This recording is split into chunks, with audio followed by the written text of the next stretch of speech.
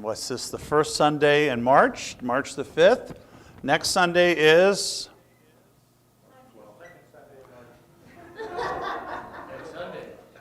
What is next? Well, next Saturday, Sunday morning at 2 in the morning. Yes, time change. This is the one that we will bug you about because if you forget, you'll be late to church. The one in the fall, we don't care because you'll just be early for church an hour. We all could use that, right?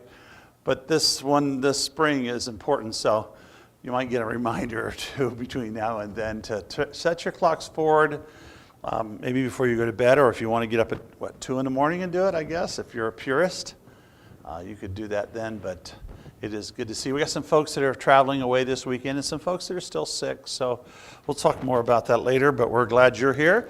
It is Joe Breen's birthday, so Joe probably will join us in the morning service, so happy birthday to him.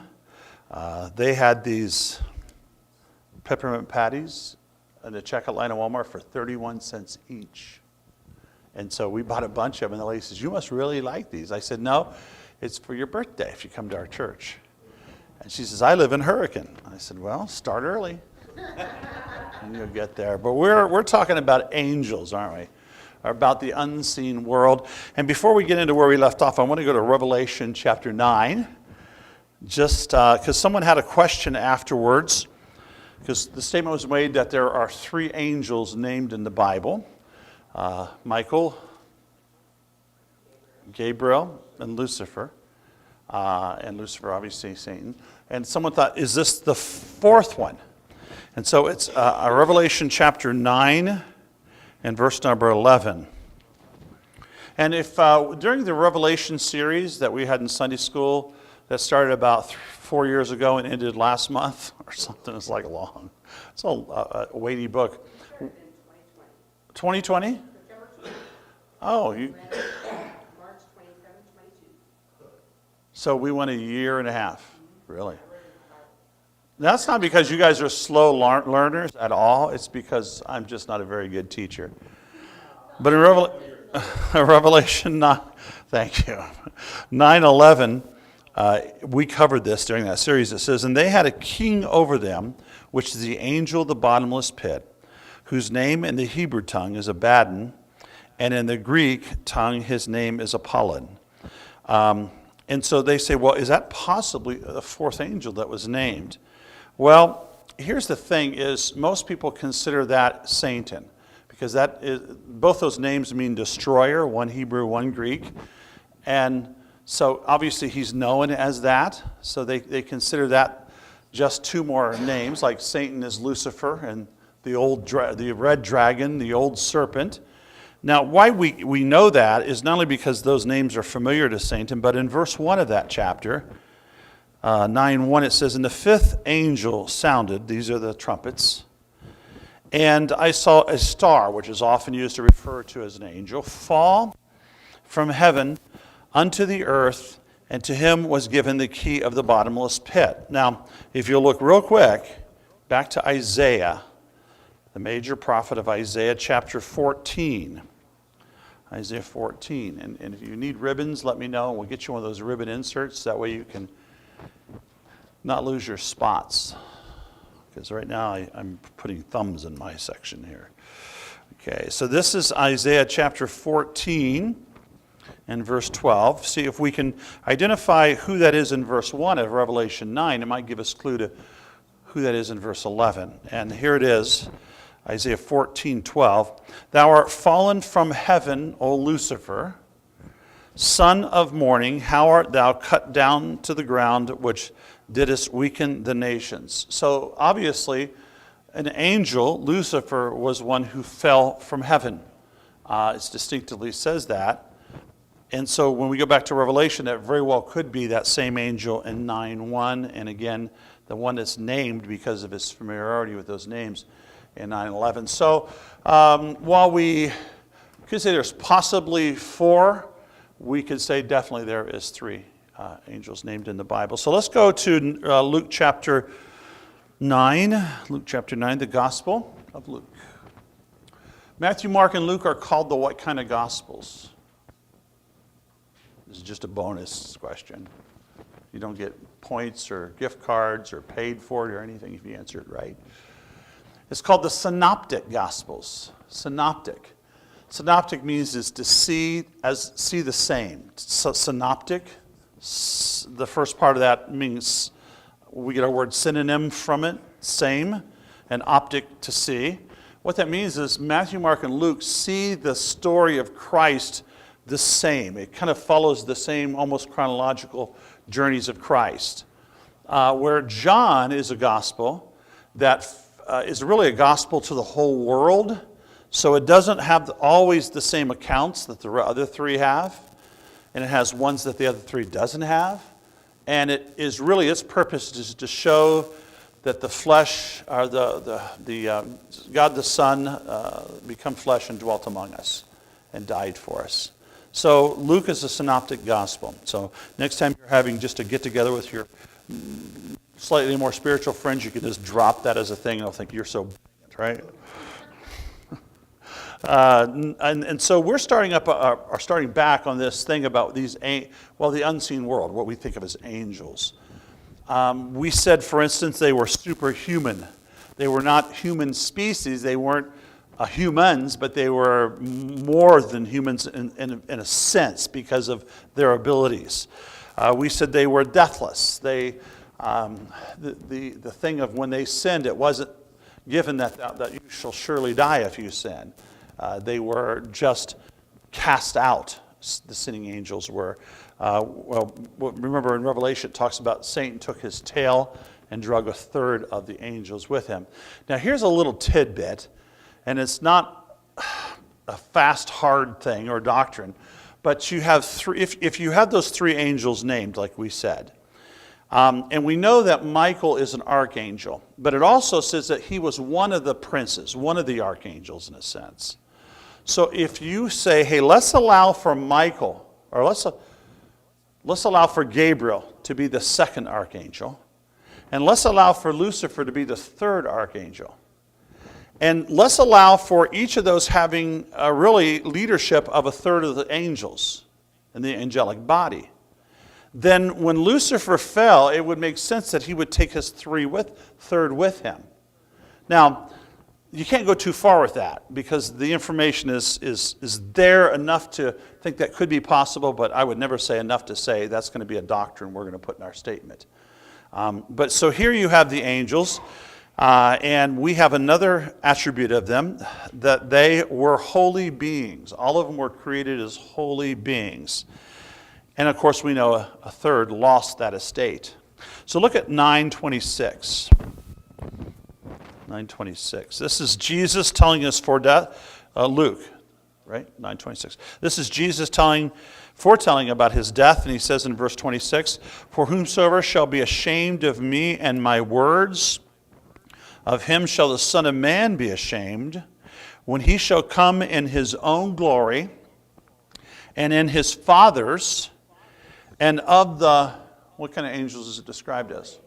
Holy angels. Holy angels. So, they're created as holy angels, and a third decided not to stay that way, so they seem to have the exercise of a free will, and 2/3 did, and so those are the holy angels today.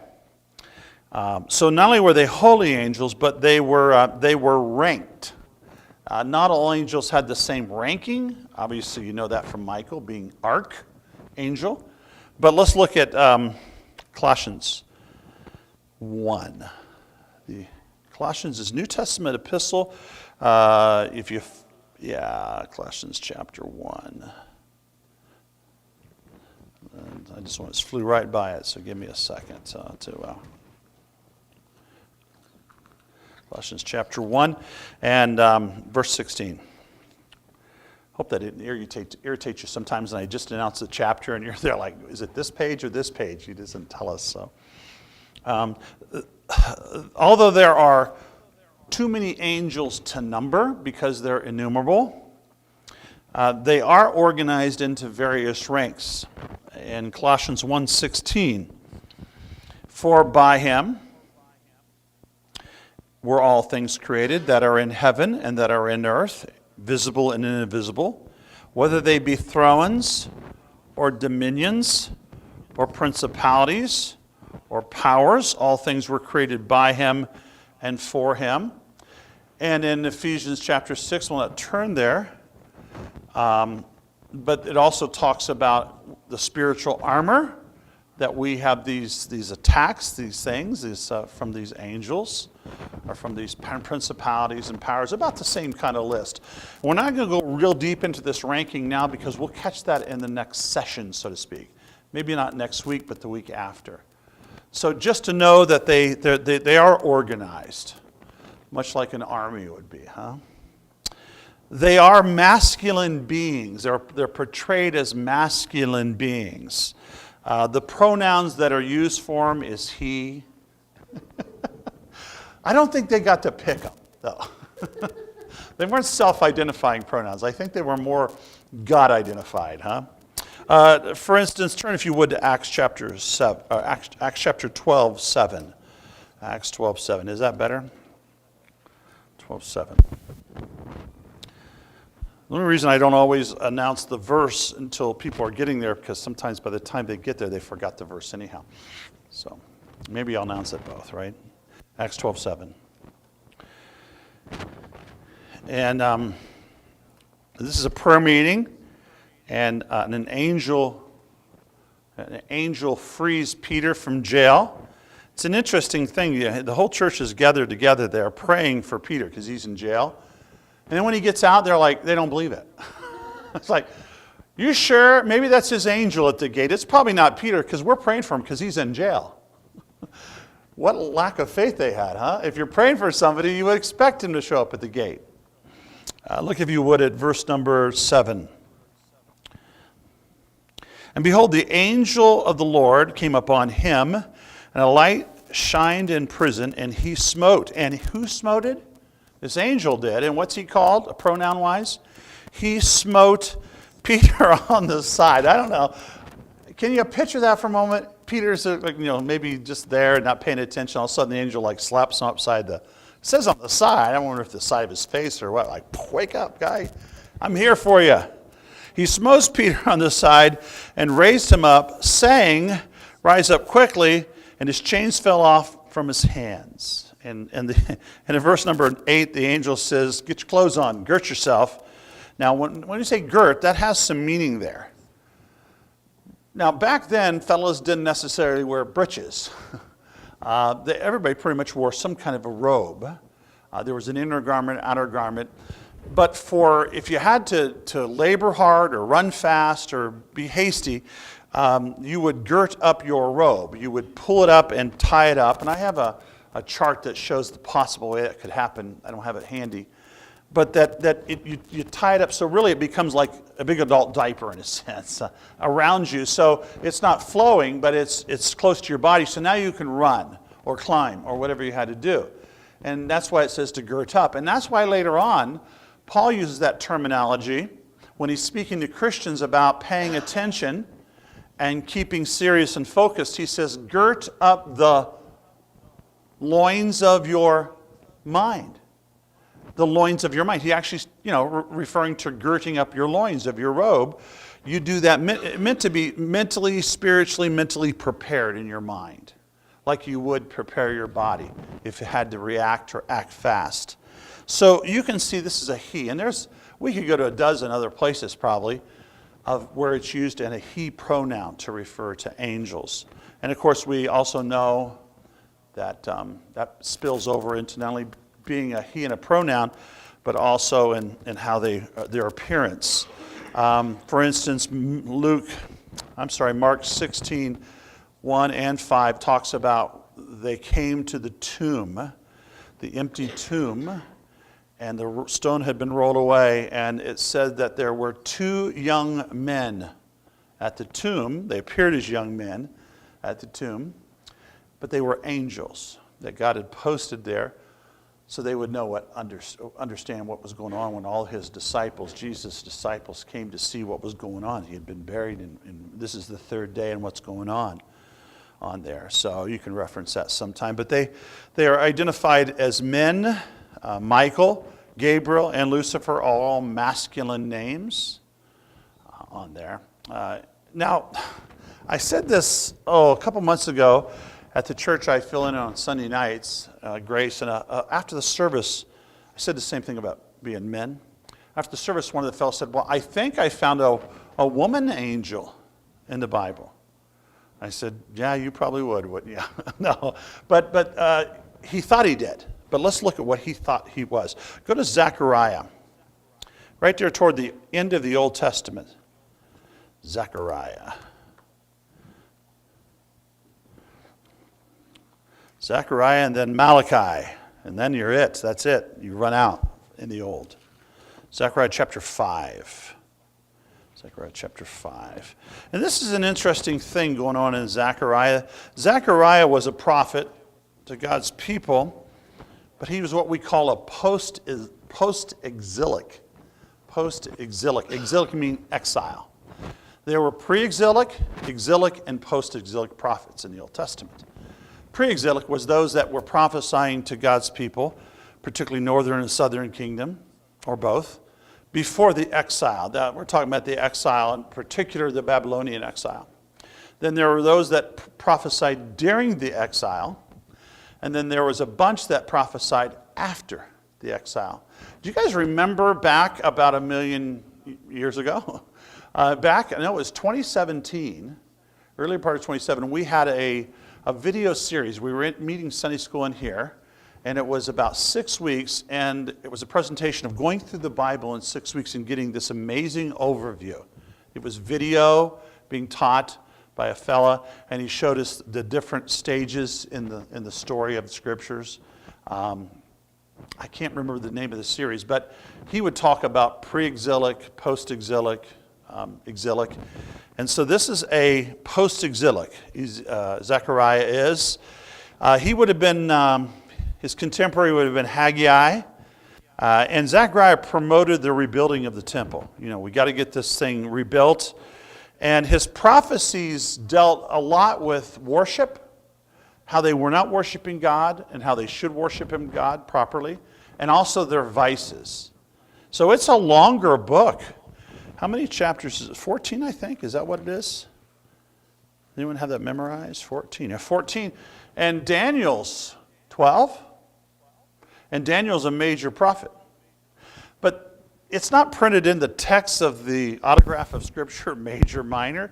These are just how we've categorized the Bible over time.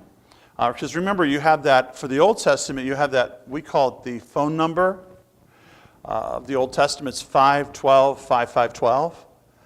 512, 5512. So what's that mean? First five books are the law. We call them the Pentateuch. And then the next 12 books is biblical history. Joshua, Judges, Ruth, and 1st and 2nd. Let's see, 1st and 2nd Samuel, 1st and 2nd Kings, 1st and 2nd Chronicle, because it's backwards alphabet. And then Ezra, Nehemiah, Esther. And then you go into so that's 5:12. Then you go to the next 5, and those were what we call the wisdom books. Job and Psalms and Proverbs and Ecclesiastics and Song of Solomon. And then you go into the next 5, which are major prophets, and that's where we're at now. What's the 5 major prophets? Isaiah, Jeremiah, Lamentations, Ezekiel, and Daniel. Daniel is a major prophet, only 12 chapters. And you say, what's the difference between the major and the minor? Is that importance and not so important? No, it's length. It's the significance of the length of the book. And somehow Daniel got ahead of Zechariah. Maybe there's more words in one than the other. But you say, so what's the last 12 in that phone number? The last 12 were the minor prophets. And you can go through those, and this is one of those minor prophets. And Zechariah basically divides his book down into 3 sections, three main sections. Chapters 1 through 6 is 8 divisions that he gave, 8 prophecies that are divided into 8 divisions. Chapters 7 and 8 are 4 messages he gave. Now follow the pattern, 8, 4, and he gives how many burdens in chapter 9 through 14? 8, 4. No. What's the pattern? You're going halves. 8 to 4 to 2. Okay? So we are in the 6th division here. or the sixth part of this prophecy in chapter 5. And this is a vision of a flying scroll. These are visions. These are things that are object lessons for God's people. And so we're not going to get into all what the vision is. Actually, we're going to get into vision 6 and 7. But let me find the verse I'm looking for here. Verse 10. No, that's not it. Chapter 5. Let's just pick it up in verse 5. We're in the seventh division, I guess, at this point, right? And the angel that talked with me went forth and said unto me, Lift up now thy eyes and see what it is that goeth forth. This is the vision of a woman in a basket. Okay? Woman in a basket. Verse 6, and I said, What is it?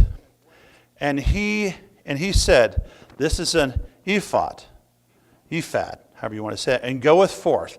He said, Moreover, this is their resemblance throughout all the earth. And behold, there was lifted up a talent of lead. A talent of lead was a pretty heavy type of thing, and it was going to serve as a lid. And this is the woman that setteth in the midst of the ephod.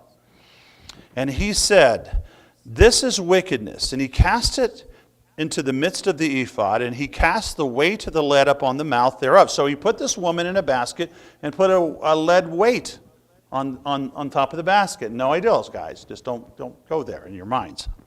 Verse 9. And then I lifted up my eyes and looked, and behold, there came out two women, and the wind was in their wings. They had wings like the wings of a stork, and they lifted up the ephod between the earth and the heaven. Then I said, Go to the angel that talketh with me, whither thou these here bear the ephod. And he said unto me, to build a house in the land, this is actually Babylon, Shilon, and it shall be established and there set up on her own base. So what he's trying to emphasize is the wickedness of the people. This woman in the basket, these two women emphasize the wickedness. And this person there on that Sunday night says, Oh, look, some angels have wings. Or some angels are women. And so you're right on this first part. There are certain classes or ranks of angels that have wings, but not all of them. But there are no angels portrayed as women, because the angel or the women he was talking about in verse 9 were not angels. They were just two women that God had given wings to fly swiftly to serve as this illustration. And so I think I kind of crushed him a little bit because he thought he had found women angels in the Bible. Maybe at Christmas he has one or something and didn't want to have to give it up there. So, okay, so we move on to this next thing, and this is that angels were moral beings.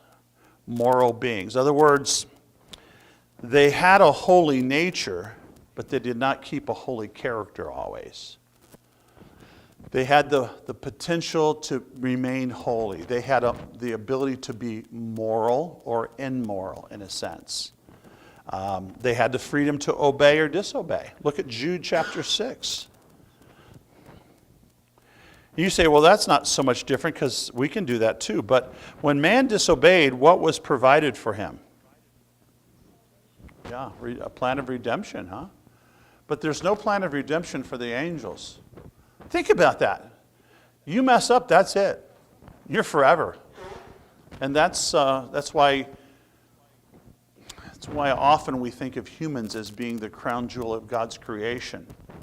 That it was going to be the human race that his son was going to be sent to. In Jude chapter 1 and verse 6. Yeah, good catch. Well, that was a test. No, not really.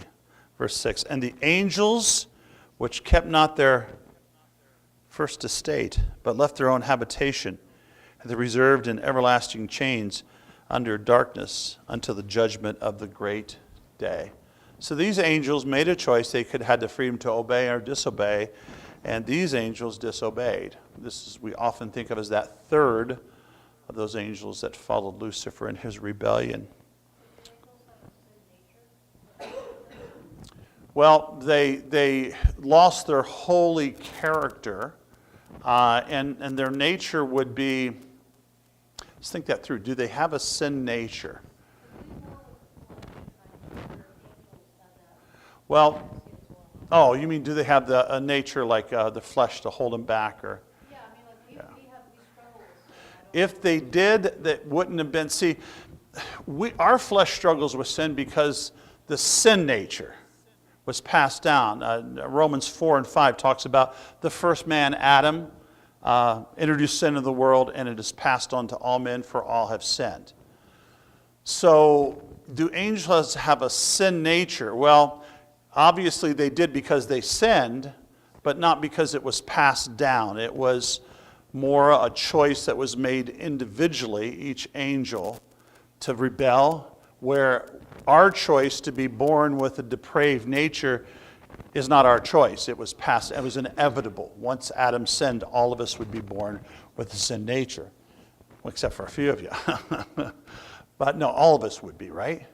And so we have to have that plan of redemption for us to take us back to what would be the righteousness of Christ. So if we could ask the question, do they have a sin nature? They have the capability to sin. And certainly they were tempted. Satan was tempted. So he had something going on inside of him to say, I will rise up to the highest throne. I will be higher than God. So they had the ability to do that. But because they don't have flesh, we have that problem. And because, so our three problems are what? The devil, flesh, and the world, right? Those are our three things. So let's think of this through for a moment. Would the devil have the world? Sort of, because remember last week about the women in her hair?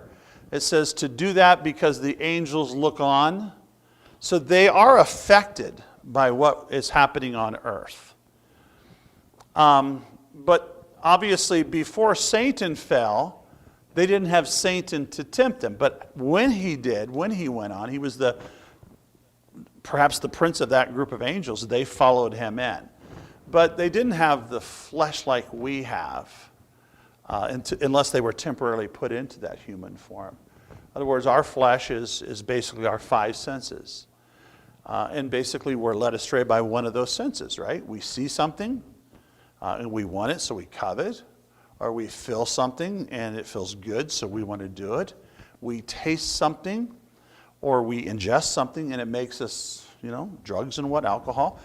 And so all those things were, that sensory perception can be a problem for us. That's why we need to keep it under control. And remember how when Paul told Timothy, when he says, when it comes to the flesh, you can never win a face-to-face confrontation with the flesh. So what you do is you what the flesh? You flee the fleshly things. Now you can stand up to the devil, resist the devil, and he'll flee from you. And the world you can protect yourself from in a sense, but the flesh is so overpowering that we can't stand in the face of it and do hand-to-hand combat with it. So does that answer your question?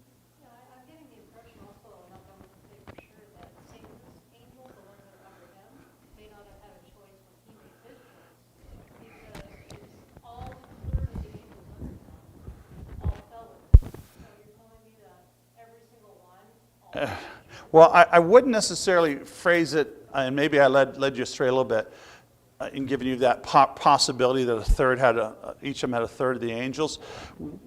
We don't know that. I mean, let's look at Revelation. What is that? Revelation 12 or 14 maybe?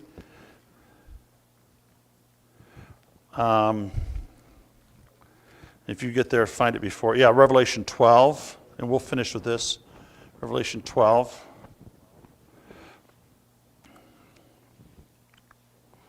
A lot of context here, but let's jump right into verse 3. And there appeared another wonder in heaven, and behold, a great red dragon, having 7 heads and 10 horns and 7 crowns upon his head. And he drew his tail, the third part of the stars of heaven, and did cast them down to the earth. And the dragon stood before the woman, which was ready to be delivered. That was Jesus' birth, huh? And for to devour her child as soon as it was born. Not chew it up and eat it, but cause it harm. So it sounds like he drew his tail and did cast them down to earth. So there's a little inkling impression there that they were forced along the way or drew them along the way. But here again, that's probably one of those things that will just, I wouldn't want to make a point to preach the whole sermon on, on that kind of thing. So I don't know, I hope that kind of gives us a little. But God held these angels accountable, obviously, and they all got the punishment. And Lucifer, obviously, is the master, head of them, and is using them for his own, what we often call them his minions. Yeah. So let's finish there. All right. Father, thank you for what the Bible does tell us.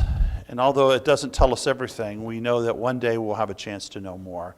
But until then, Father, help us to learn and know and do the things it clearly says to us, Father. Thank you for the perspicuity the Bible has. As we finish this part and anticipate in just a few minutes worshiping together and the preaching, teaching of the Word, Father, may you be honored by all that happens in this room this day. And we'll thank you always in Jesus' name.